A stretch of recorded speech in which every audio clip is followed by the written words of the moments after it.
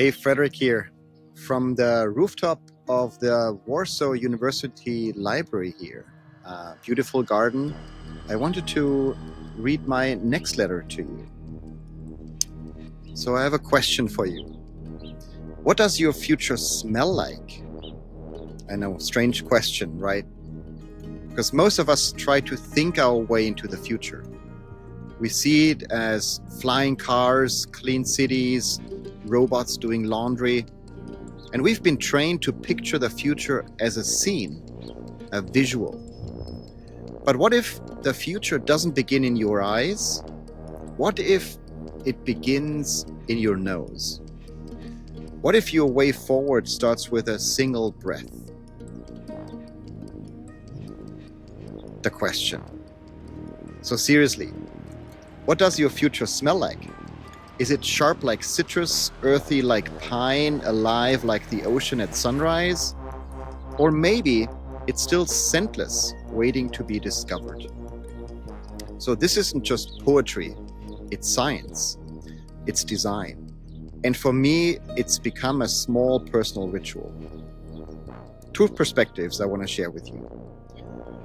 First, smell isn't decoration, it's direction. We underestimate our nose. It's the only sense that skips logic and goes straight to where memory, emotion, and imagination live. That's why one breath of something familiar can bring tears to your eyes, or teleport you to your childhood kitchen. Scent doesn't just recall the past, it can rehearse the future. When you're stuck in your head, looping on what could go wrong, pause. Inhale something grounding, energizing, or even beautiful. Shift how you feel and how you'll change what you do next. When I was in Mexico City with my daughter, we visited a museum where each photo had a wooden sphere beside it. You'd lift it, inhale, and smell the scene. A forest, a bowl of oranges, even rain. And that moment reminded me, images show us the future, but scent lets us feel it. Second perspective. This smells like hope. At a recent book signing, I did something unusual. Before picking up my pen, I reached for a tiny glass bottle. A scent my daughter created. She called it the future scent. Lavender, ginger, citrus, something earthy, and something you couldn't quite name. I sprayed it lightly on the first page. The person across from me breathed in, closed their eyes, and whispered, "This smells like hope, like clarity, like something new is possible." And I thought, yes, that's the whole point. The future isn't something we predict, it's something we practice feeling. Sometimes it begins before the first word on a page, with a breath, a scent, a moment. So one experiment I want you to try. I call it the future scent ritual. Find a scent that steers something in you. Lavender, cinnamon, fresh air after rain, a favorite candle, even sunscreen if summer is your happy place.